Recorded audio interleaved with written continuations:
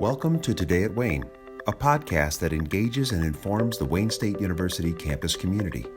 With news, announcements, information, and current event discussions relevant to the university's goals and mission, Today at Wayne serves as the perfect forum for our campus to begin a conversation or keep one going. Thanks for joining us.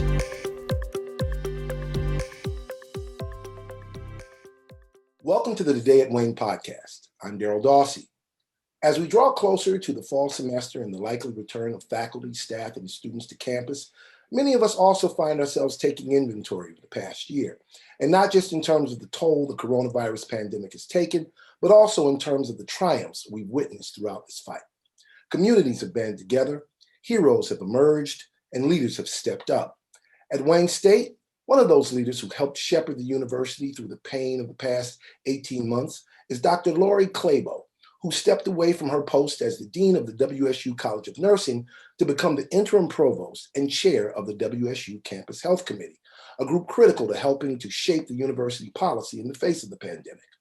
With a new provost now installed, Dr. Clabo is returning to her post as Dean of the College of Nursing, and she has also been named Chief Health and Wellness Officer for Wayne State University.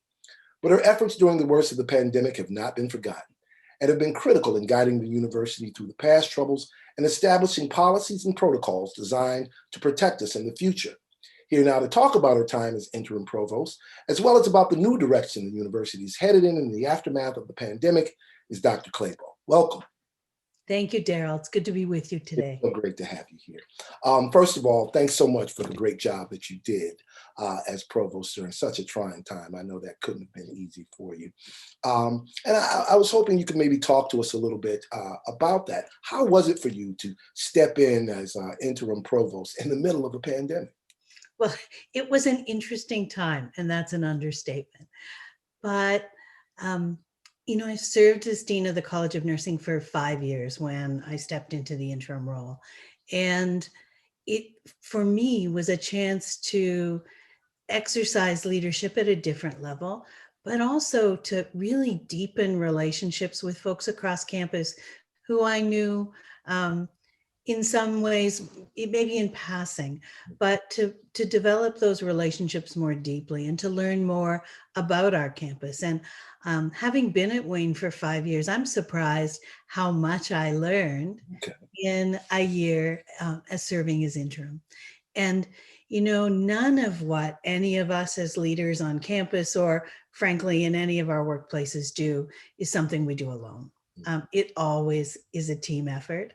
And in the time that I served as interim provost, I was incredibly supported by the Council of Deans, by our faculty and staff across campus, by colleagues on the president's cabinet, and by President Wilson himself.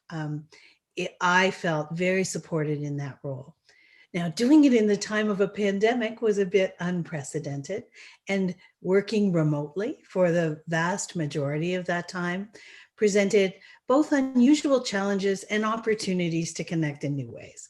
And I'm really, really proud of how we managed the pandemic at Wayne State while staying true to our mission as an urban serving research university. We say, come to Wayne State and receive a world-class education. And our faculty and staff really devoted themselves to continuing to forward that mission in the most unusual circumstances. And then when you talk about the pandemic management itself, the Campus Health Committee, which is made up of a variety of infectious disease experts and clinicians from across our campus, including a number of leaders in our vaccine trials, has been just a tremendous, tremendous source of both support, but more intellectual advice, scientifically based advice. And one of the things we did that was really smart as a community was decide early on what were the metrics that we would use to change activities on campus. So when would we decide that it was time to shut down a sport or to close a research lab or to move a particular class or group of classes online, all the way to when would we depopulate our campus. And we developed those metrics early on based on data without emotion. And we watched some other universities whose, a positivity rate would rise to 5%. And they would say, well, is 5 really worse than 6?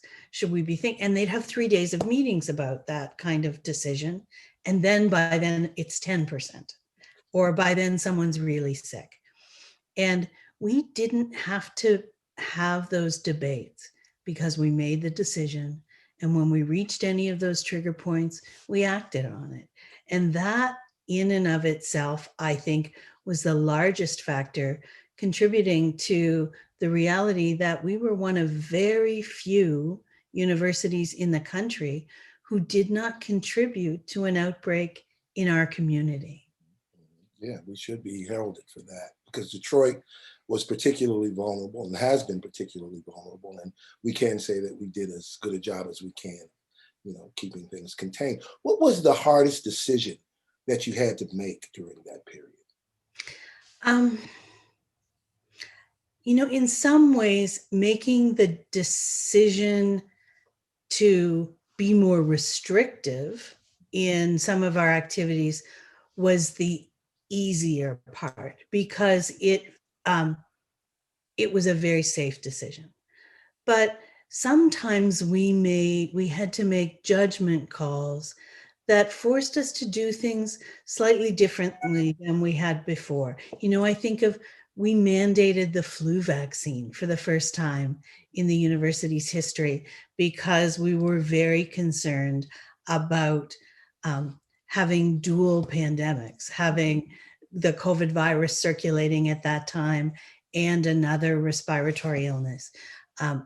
And those decisions, we spent a lot of time thinking about. We dug a lot in the literature. I think what was more challenging, and in some ways, for those of us who live in the science, it was exciting, but definitely challenging, was, the expression about building the plane while you're flying it. We were dealing for the first time in many of our lifetimes with an emerging illness on this scale. In my career, not since the advent of HIV had we seen a broadly circulating emerging illness. And this was clearly far larger in scope and scale. So decisions we made at one point based on best evidence, we changed later on as new evidence emerged. And sometimes that's difficult for folks who aren't living in the literature to understand. Why did you tell me one thing 2 weeks ago and a different story today? I was talking to someone in my office who said, gee, a year ago, we were disinfecting our groceries. We were also afraid of surface transmission. And as the evidence has grown, we've learned that surface is really not a source of transmission for COVID. So I think being able to change decisions and practices along the way, but more importantly, to be able to explain the rationale behind those changes was often a challenge. I wiped down many a grocery bag. You and I both. Kind of give me your overall assessment of how you feel the university handled the pandemic. If you were, say, grading us, what grade would you give us and why? Boy, I'd give us an A. And I'm not an easy grader, but I think we have been honestly an outlier in academic institutions. We've been incredibly safe. We followed the science, as I said. We weren't guided by emotion, and we're going to move back onto campus in the same way. And it's no small feat.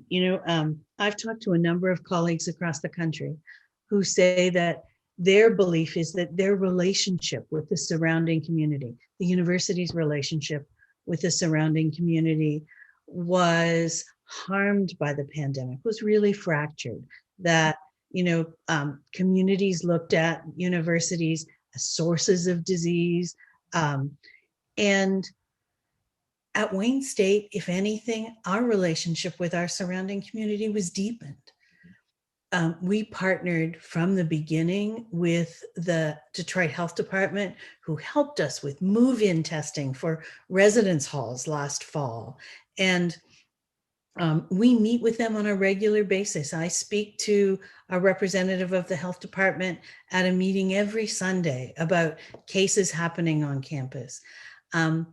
We early on made a decision that we would do contact tracing of campus-facing cases. That allowed us to be on top of any potential outbreaks and to shut them down before they could spread. And most importantly, I think the entire community did its part in trying to help abide by the guidelines and encourage their colleagues to do the same. And, our fraternities and sororities were leaders in responsible behavior during the height of the pandemic. We've been incredibly fortunate that all of our community takes our relationship with the city of Detroit seriously, and our ability to follow the science, do the right thing, and encourage others to do so has gone a long way to keeping us safe. I think we've done a great job. I agree with you. You talk about following the science. We're sort of at this interesting point, not just here in the city or in campus, but around the country, where we've got a lot of people vaccinated. Some people say we're sort of, reaching, things are starting to slow down, not because there aren't more people to be vaccinated, but because there are those who, for whatever reasons, refuse to take the vaccine. Just kind of curious, as a medical professional, what do you say to those people? That I really encourage folks who are hesitant in any way to speak to a trusted healthcare provider, speak to their own trusted healthcare provider. I was looking at some data earlier today that suggested that more than 80% of people get their primary health advice from the internet, social media.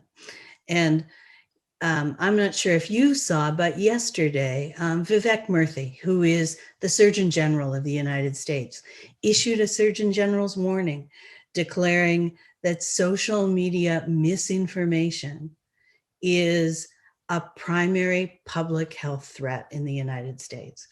And right now, there are all kinds of unfounded, disproven stories about the vaccine circulating. And we've done our best at Wayne, I think, to bring the scientific experts forward, to have our vaccine experts on town halls. But that's sometimes hard to combat the daily barrage of misinformation that people receive, often through social media. And in the United States, there have been 336 million people vaccinated, doses of vaccine, sorry. And when we hear about the number of people who have had negative effects, those people represent an incredibly, almost infinitesimal proportion of those who've received the vaccine. And the vaccine is our way out of this. So as we're starting to see, cases of the Delta variant rising in the country, when we look at who's contracting the Delta variant, it's being referred to as a pandemic among the unvaccinated.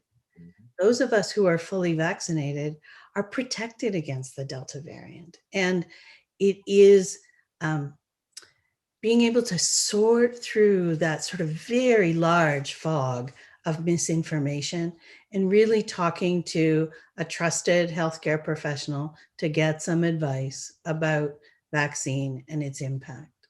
Now, some people might ask, given some of the concerns and the reluctance amongst some folks, many folks in the country and our communities to take the vaccine, how do we reassure folks as they return to places like work, to places like campus, knowing that there are still so many people who have not taken the vaccine? I'm vaccinated, you're vaccinated, but how do we make folks who have those sorts of misgivings about coming back into a place where maybe not everybody is, how do we put them at ease?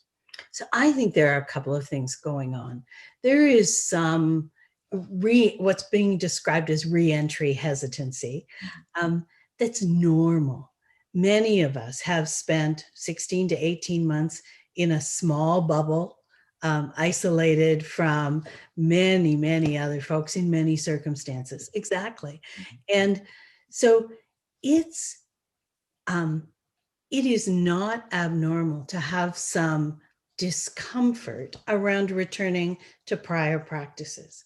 And I think we have to recognize that, give people a little bit of grace, recognize that people are where they are. But the reality is, for those of us who are fully vaccinated, that's our protection. That's why we did this, so that we could go back to normal. I didn't choose to get 2 doses of vaccine so I could stay in my house forever. And what we know is that those of us who are fully vaccinated are highly protected against the Delta variant. But what we need to do is get more of our community vaccinated so there doesn't become the next variant and the one after that and the one after that. In mass vaccination, large scale vaccination is going to be what gets us out of this. Okay. All right. Now we're talking about returning. You're going to be returning to your previous role as the Dean of the Wayne State College of Nursing. How do you feel about that? Are you glad to be going back? I wouldn't expect you to say that you're not, but I would hope that we can maybe have a little more nuanced discussion about that. How do you feel about returning? Well, it's a really good question, Daryl. So since I came to Wayne State 5 years ago, I have said to my colleagues, I have the best job in the country. And I believe that as much today as I did 5 years ago. And while I was really happy to serve as provost on an interim basis as service to the university, serving as a university provost is not a career aspiration of mine. And I love being back in my college. One of the interesting things that's happened in the past year is, I think, our campus community, our city, and indeed the globe have learned about the value and the impact of professional nursing practice. And on our campus, we've demonstrated it through the work of the professional staff in the campus health center, who've been critical to keeping us safe. Faculty and staff in the College of Nursing have participated in mass testing efforts in the city, have administered vaccines in homeless shelters and nursing homes. We have, I've never been more proud of the profession that I chose for my career. And so being able to move back to the college, work closely with those colleagues, and yet continue in this new campus-wide leadership position related to health and wellness is, for me, the best of both worlds. Good. That's great to hear. Now, I'm just kind of curious, now that you're putting your dean hat back on, what do you think the impact of the pandemic will be on the nursing profession and on nursing education as we move down the road? What's really interesting, we're starting to, continuing to see an increase, small increase in people applying to nursing schools. And I'm surprised. I think in the early days of the pandemic, frankly, I would have expected some contraction of that.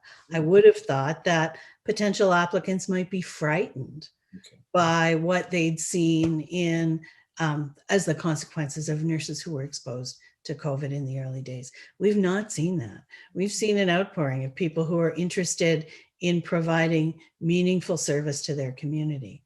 I also think we've demonstrated that nursing is more than something that happens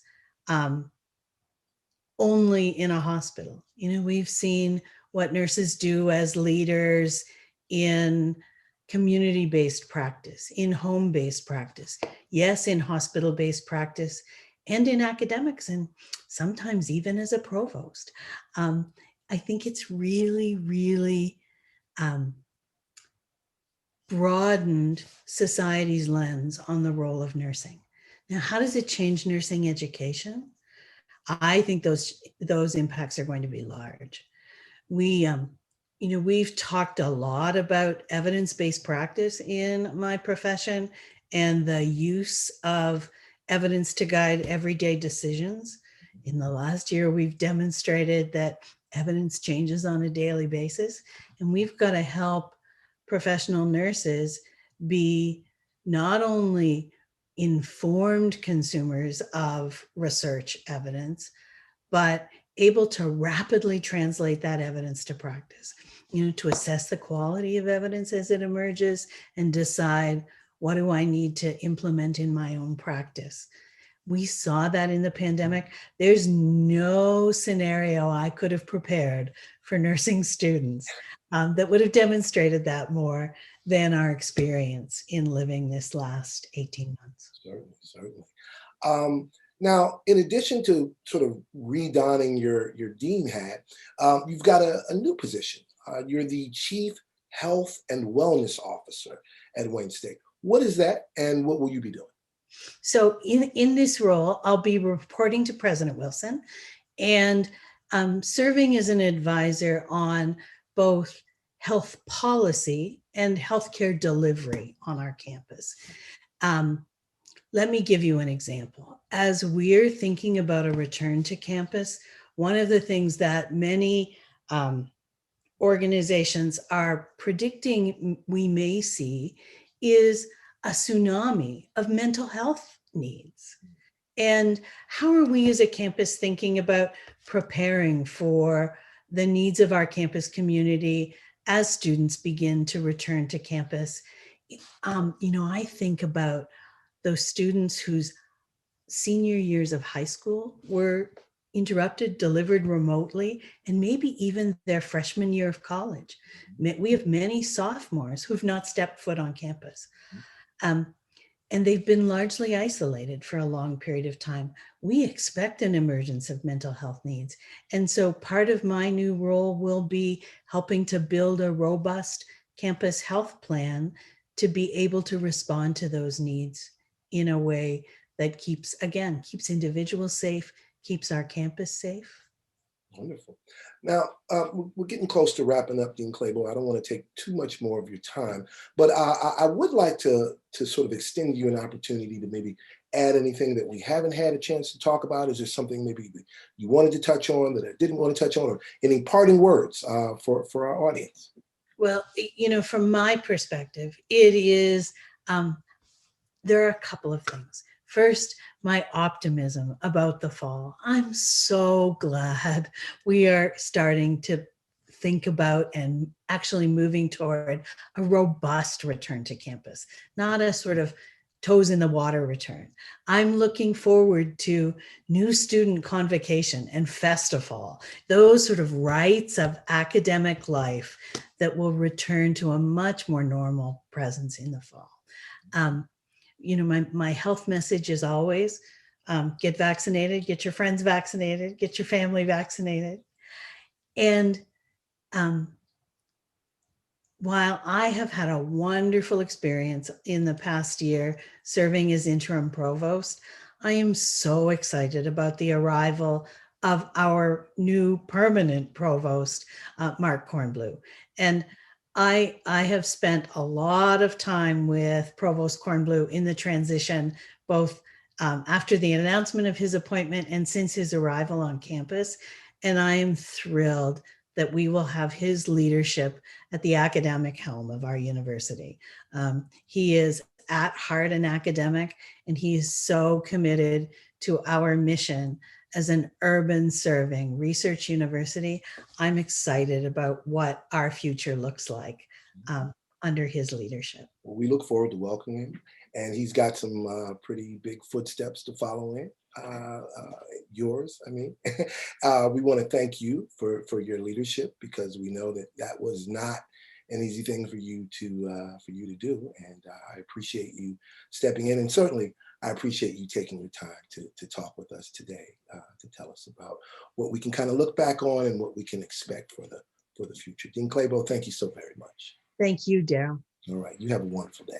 You too. All right, bye-bye. Bye-bye. This is Daryl Dawsey. This is the Today at Wayne podcast. Thanks for listening to Today at Wayne. We'd love to hear from you, our campus community, about other podcast ideas and topics.